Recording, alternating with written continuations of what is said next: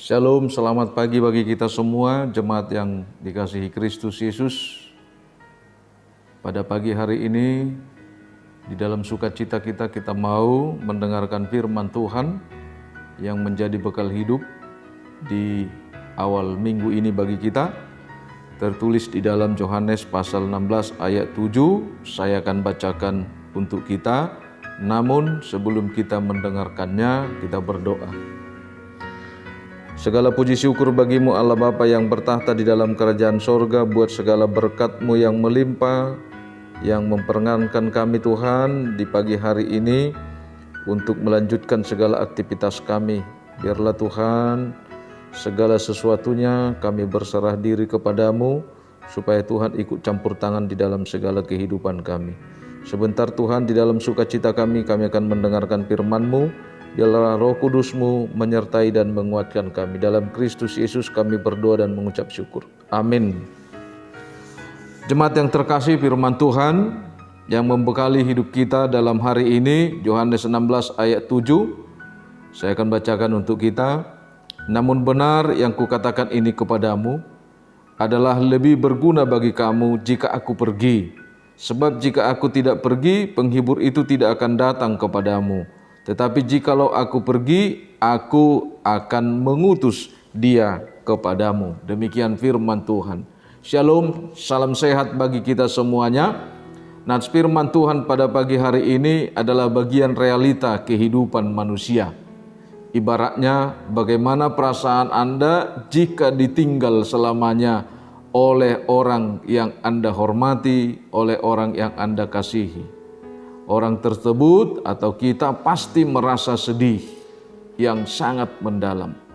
Beberapa orang mungkin merasa kehilangan atau bisa mengakibatkan depresi. Apalagi kalau kepergian itu mendadak. Itulah yang terjadi pada murid-murid Tuhan Yesus ketika Yesus naik ke sorga. Memang jauh-jauh hari Yesus telah memberitahukan kepada murid-muridnya bahwa dia akan meninggalkan mereka. Namun Tuhan Yesus pergi tidak begitu saja. Namun Tuhan Yesus berjanji menyertai para murid-muridnya senantiasa sampai akhir zaman. Seperti apa yang dikatakan firman Tuhan dalam Matius 28 ayat 20 itu. Jika dia pergi, artinya dia bukan sama sekali memisahkan diri, tapi dia menyertai. Demikian juga kepada kita, umat yang dicintai oleh Tuhan, umat yang percaya. Nah, oleh karena itu penyertaan Tuhan melalui nats firman ini, dia katakan aku akan mengutus dia. Siapa yang dia utus? Dia akan mengutus bagi kita, bagi murid-muridnya, penolong, supaya mereka selalu dipimpin di dalam kebenaran. Dia akan menolong mereka untuk memahami dan memberitakan ke seluruh dunia tentang dosa, tentang kebenaran, tentang penghakiman. Saudara-saudara jemaat yang terkasih, banyak hal yang belum betul-betul mereka pahami selama mengikut Yesus. Namun Roh Kudus akan memimpin mereka ke dalam seluruh kebenaran itu. Sebagaimana dinyatakan di ayat 12 sampai dengan ayat 13. Dia akan menolong mereka untuk memahami dan memberitakan ke seluruh dunia tentang dosa dan kebenaran dan penghakiman. Kenaikan Yesus ke sorga tidak membatalkan janji penyertaannya. Roh Kudus, pribadi yang diutusnya, berkenal tinggal dalam hati orang percaya untuk menolong mereka dalam memahami pengajaran Kristus. Saudara-saudara yang dikasihi Tuhan, biarlah Roh Kudus yang menuntun hidupmu. Ketika Roh Kudus diam dalam diri orang percaya, maka pelayanan Kristus di tengah-tengah dunia ini tidak akan berhenti. Yesus berjanji akan menyediakan tempat yang mulia bagi orang percaya dan mengirimkan Roh Kudus kepada setiap orang percaya. Roh Kudus yang akan datang menolong dan memimpin setiap orang percaya melanjutkan pekerjaannya dalam dunia ini. Roh Kudus dalam diri orang percaya meneruskan pelayanan Kristus di tengah-tengah dunia ini. Karena Roh Kudus memberi kita kuasa untuk bersaksi dan melayani seperti yang dijanjikan oleh Yesus.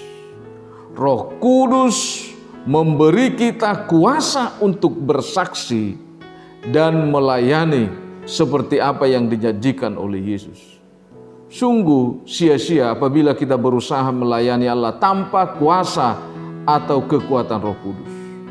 Jemaat yang terkasih, pada saat Tuhan Yesus hendak terangkat ke sorga, Ia menjanjikan seorang penolong kepada umatnya.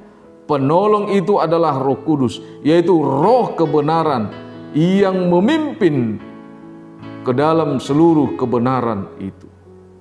Jemaat yang terkasih, satu pertanyaan yang sangat berharga bagi kita. Mengapa kita harus dipimpin oleh Roh Kudus? Mengapa kita harus dipimpin oleh Roh Kudus? Jika kita hidup bersama-sama dengan Roh Kudus, kita akan mendapatkan kemerdekaan iman. Itu jawaban. Kemerdekaan iman. Kemerdekaan iman itu membuat setiap orang percaya tidak pernah takut untuk bersaksi. Tidak akan pernah takut untuk melakukan kebenaran. Oleh karena itu, Bapak, Ibu, Saudara-saudara, di pagi hari yang indah ini, Tuhan telah memberikan Roh Kudus-Nya kepada kita untuk selalu bersama-sama kita, untuk selalu hidup bersama-sama dengan kita, ada di dalam kehidupan kita, ada di tengah-tengah keluarga kita untuk menuntun kita, memerdekakan kita di dalam iman. Karena itu, hiduplah dipimpin oleh Roh Kudus. Karena Roh Kudus itu benar-benar memberikan kepada kuasa kepada kita untuk memahami. Yesus tidak hanya menjanjikan Roh Kudus itu hadir, tetapi Roh Kudus itu bekerja dalam kehidupan kita sebagai penolong, sebagai penuntun. Dan jika kita anak Allah, maka kita juga menjadi ahli warisnya oleh karena kuasa Roh Kudus itu. Karena itu Bapak, Ibu, Saudara-saudara, jangan sia-siakan hidupmu tanpa tuntunan Roh Kudus. Tanpa pimpinan Roh Kudus kita tidak dapat berbuat apa-apa dan hidup di dalam kebenaran. Kita ingat itu Bapak, Ibu, Saudara-saudara. Sekalipun Tuhan memberikan waktu kepada kita hari ini untuk beraktivitas, kalau hidup kita tanpa pimpinan Roh Kudus, maka kita tidak akan dapat berbuat apa-apa di dalam kebenarannya, dan hidup kita tidak akan pernah mendapatkan sukacita dan damai. Ingat itu.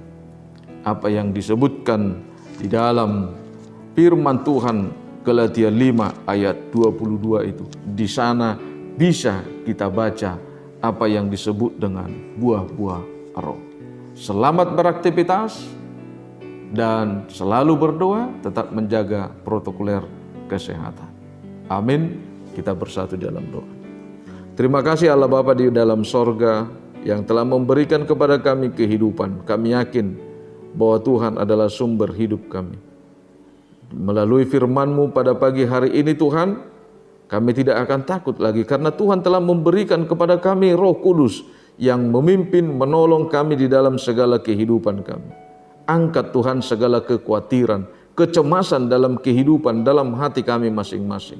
Oleh karena itu Tuhan, kami yakin dan percaya bahwa Tuhan adalah Allah yang maha baik, yang selalu menyertai kehidupan kami, yang selalu peduli dalam kehidupan kami. Oleh karena itu kami berdoa buat seluruh jemaat-Mu Tuhan, yang pada saat ini mereka melakukan segala aktivitas mereka. Dan jika ada jemaat-Mu yang mau pergi berangkat untuk mendapatkan dan melakukan segala pekerjaannya. Tolong mereka Tuhan, bimbing. Jika ada jemaat-Mu yang pada saat ini Tuhan, sama halnya dengan kami selalu merindukan sukacita. Jika ada dari saudara-saudara kami Tuhan yang terbaring sakit, angkat penyakit yang ada dalam tubuh mereka. Balut dan urapi mereka dengan kasih setia-Mu. Berkati obat yang mereka makan. Berkati Tuhan para medis dan dokter yang telah Tuhan berikan kepada mereka untuk menangani, untuk melanjutkan pengobatan proses kesembuhannya.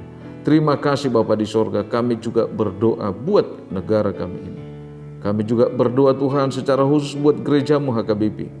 Bimbing dan tuntun Tuhan, berikan kebijaksanaan kepada pimpinan gereja-Mu HKBP, dari pelayan sampai dengan tingkat pos pelayanan.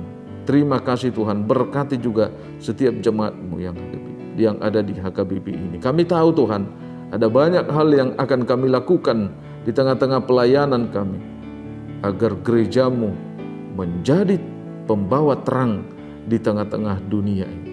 Kami juga berdoa Tuhan, buat jemaat-Mu HKBP Surabaya ini. Kami yakin dan percaya, ada banyak hal yang akan kami lakukan di dalam pelayanan kami untuk memberikan semangat pelayanan agar jemaat-Mu mendapatkan iman yang bertumbuh. Berikan kepada kami Tuhan kekuatan, berikan berkat-Mu yang melimpah.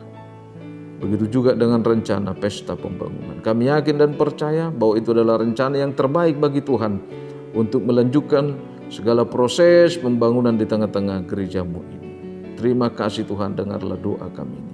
Di dalam nama anak-Mu Tuhan Yesus Kristus Juru Selamat kami. Amin. Bapak Ibu Saudara-saudara yang terkasih, terimalah salam kami, salam kekeluargaan, salam beraktivitas. Semoga Tuhan selalu menyertai kita. Horas dan salam sehat.